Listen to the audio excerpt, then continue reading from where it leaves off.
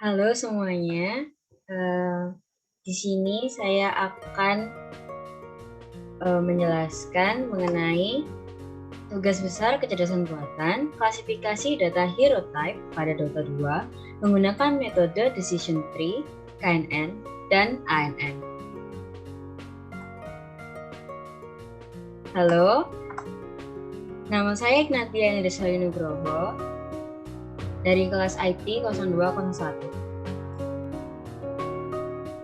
Yang akan kita bahas pada hari ini ada 4. Yang pertama pendahuluan, yang berisi latar belakang, rumusan masalah, manfaat dan tujuan. Kemudian ada tinjauan pustaka, ada pembahasan, dan terakhir kesimpulan. Yang pertama pendahuluan.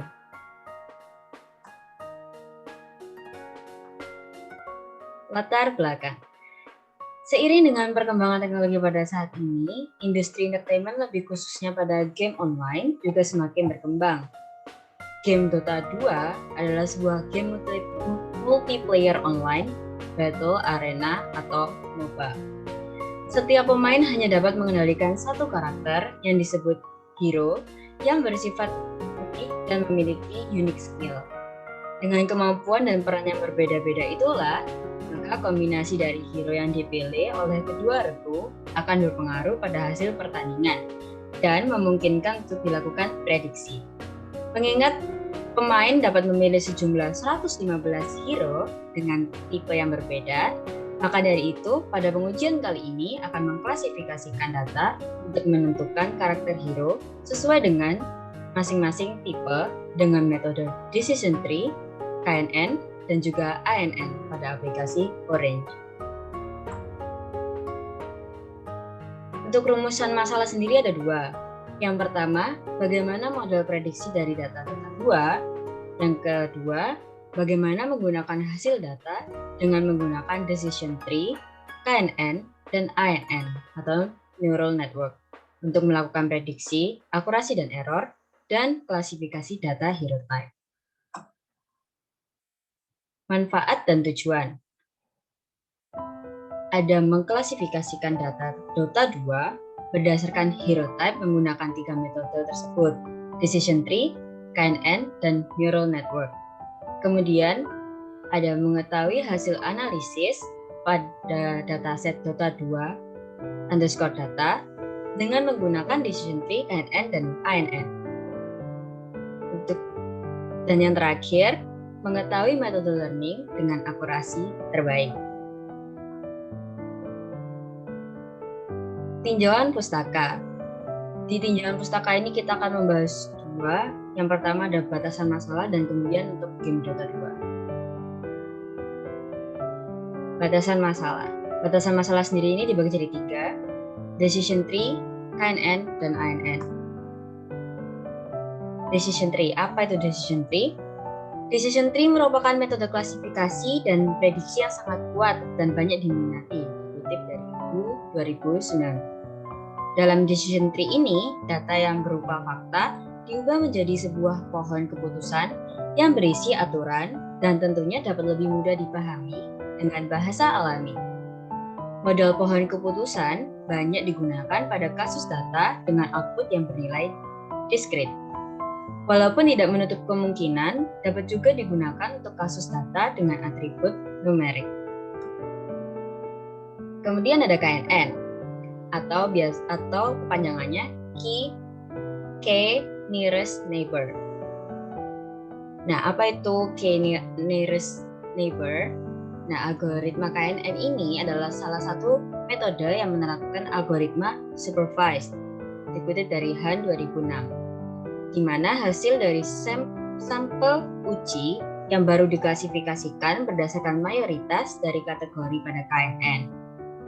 Ketepatan algoritma KNN ditentukan oleh ada dan tidak adanya data yang tidak relevan, atau jika bobot figur tersebut setara dengan relevansinya terhadap klasifikasi, dikutip dari Nugroho 2015. Algoritma KNN adalah salah satu metode yang digunakan untuk analisis klasifikasi. Namun beberapa dekade terakhir, metode KNN juga digunakan untuk prediksi.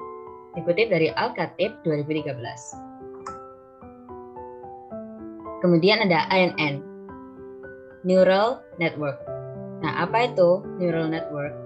Neural network atau jaringan syaraf tiruan adalah prosesor terbesar paralel yang sangat besar dan memiliki kecenderungan untuk menyimpan pengetahuan yang bersifat pengalaman dan membuatnya siap untuk digunakan. Dikutip dari Dia 2006. Neural network ini merupakan sistem adaptif yang dapat merubah strukturnya untuk memecahkan masalah berdasarkan informasi eksternal maupun internal yang mengalir melalui jaringan tersebut. Secara sederhana, neural network adalah sebuah alat pemodelan data statistik non-linear. Neural network dapat digunakan untuk memodelkan hubungan yang kompleks antara input dan output untuk menemukan pola-pola pada data. Neuron juga terdiri dari satu output.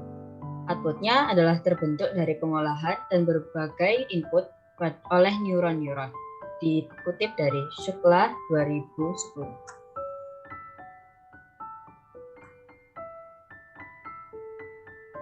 Kemudian kita masuk ke game Dota 2. Dota sendiri kepanjangannya adalah Defense of the Ancient. Nah, perkembangan game Dota 2 ini mempunyai prospek yang luar biasa. Game ini bukan hanya sekedar game biasa saja. Dota 2 telah masuk ke kalangan game e-sport. Sudah menjadi sebuah kehidupan untuk membentuk komunitas di seluruh dunia dan memberikan impian bagi setiap pemainnya untuk bisa menjadi pemain terbaik se-internasional. Kemudian masuk ke pembahasan. Di pembahasan ini kita akan membahas metodologi dan analisis dan hasil. Metodologi sendiri ada dua. Yang pertama parameter algoritma dan akurasi. Untuk workflow, seperti yang bisa dilihat, seperti ini workflow-nya. Ada file, select column, preprocess. Dari preprocess data masuk menjadi data, masuk ke data tabel, kemudian ke neural network, KNN, dan tree. Kemudian masuk ke test dan score. Kemudian dari tree-nya sendiri bisa dilihat di tree viewer. Dari test dan score bisa dilihat confusion matrix-nya dan ROC analisisnya. Nah, workflow-nya sendiri yang pertama itu dari file dataset. Yang pertama kita buka widget file, kemudian kita import datasetnya, yaitu data2_data.csv. Ketika sudah dimasukkan, hasilnya seperti berikut. Terdapat 115 instance, 23 feature, ada satu meta atribut. Setelah dari file, kita masuk ke select column. Di select column ini gunanya untuk memilih target. Jadi kita pilih target apa yang akan kita gunakan. Kita memilih tipe. Akhirnya dimasukkan ke dalam target. Setelah dari select column, kita ke pre-process. Di pre-process ini digunakan untuk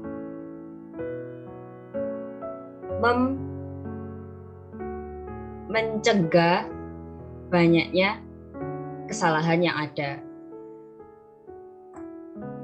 Kemudian setelah dari pre-process, kita masuk ke data tabel. Nah, di data tabel ini itu kita dapat melihat semua data-data yang ada di dataset kita tadi. Nah, kemudian ada neural network atau ANN. Nah, di neural network atau ANN ini defaultnya seperti berikut. Ada neurons in hidden layers-nya ada 100, activation-nya ada ReLU, solver-nya ada Adam, regularization-nya seperti berikut, dan maximal number of iterations ada 200. Untuk KNN seperti berikut. Untuk decision tree seperti berikut. Untuk test and score seperti berikut. Nah, di test and score ini kita dapat melihat akurasi dari 3 model itu. Ada tree, neural network, dan KNN. Kita dapat melihat akurasi dari ketiga itu.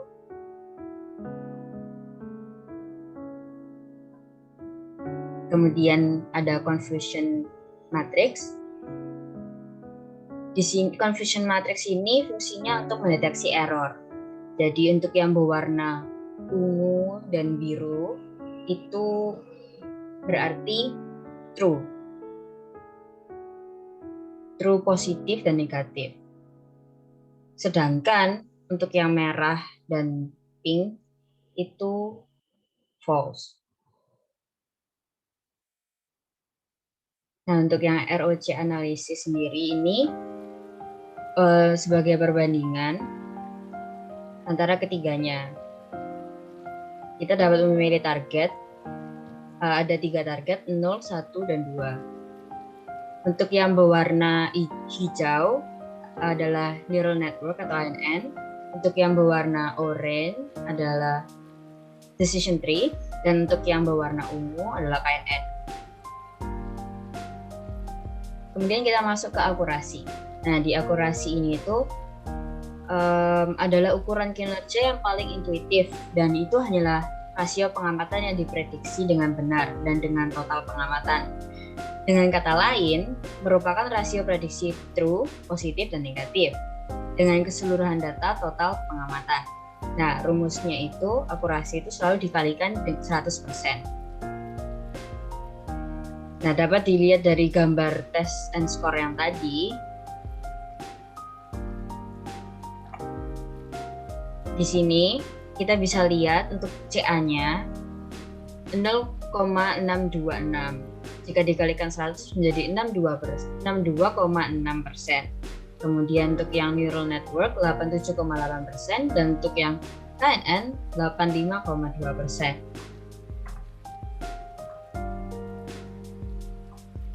Seperti berikut. Kemudian kita masuk ke analisis dan hasil. Nah, di analisis dan hasil ini kita akan membahas 3. ROC analysis, test and score, dan confusion matrix. Untuk ROC analysis ini, untuk yang targetnya 0, seperti berikut.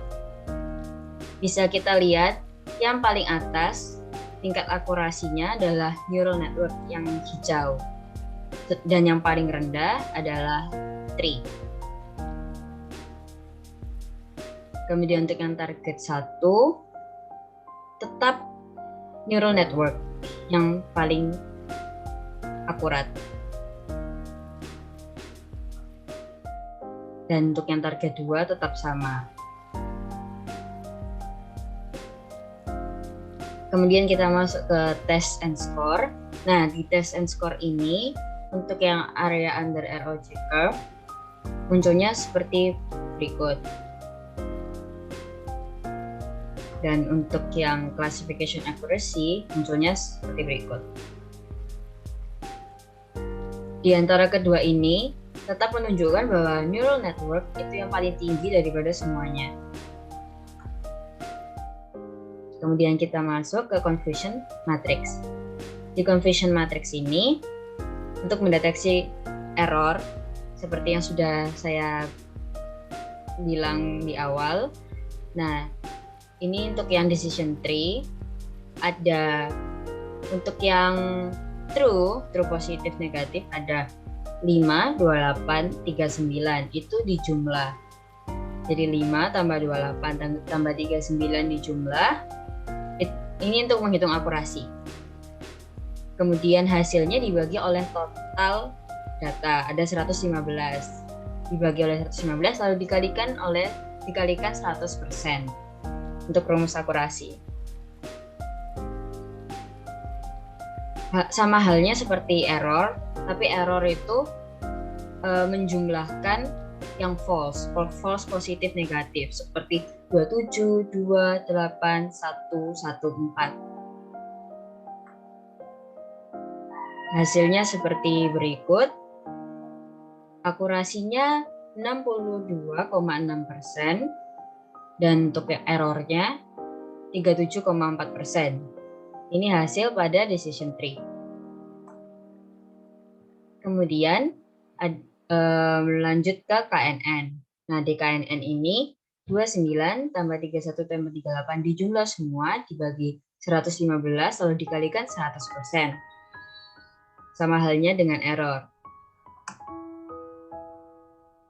Ditemukan untuk akurasinya 85,3% dan errornya 14,7%. Menunjukkan bahwa KNN lebih akurat daripada tree. Kemudian yang terakhir ada neural network atau ANN. Nah, pada ANN ini 28 tambah 34 ditambah 39 dibagi 115 dikalikan 100%. Sama halnya dengan yang error. Dan hasilnya menunjukkan 87,8% akurasi dan 12,2% error. Lebih tinggi daripada akurasi KNN. Dan kesimpulannya,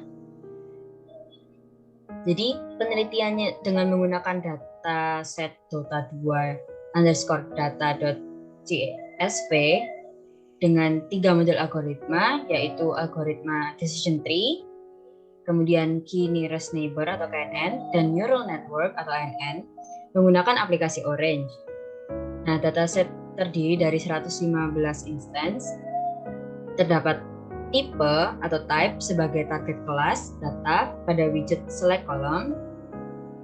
Kemudian dari data yang telah diproses didapatkan hasil yang menunjukkan bahwa dari 3 algoritma yang digunakan dapat dilihat bahwa model algoritma neural network atau ANN itu merupakan yang paling tepat dan akurat yang digunakan sebagai klasifikasi data hero type data2 dari dataset yang telah digunakan. Karena tingkat akurasi yang didapat mencapai 87,8%, melebihi tingkat akurasi KNN dan tree. Untuk daftar pustakanya seperti berikut.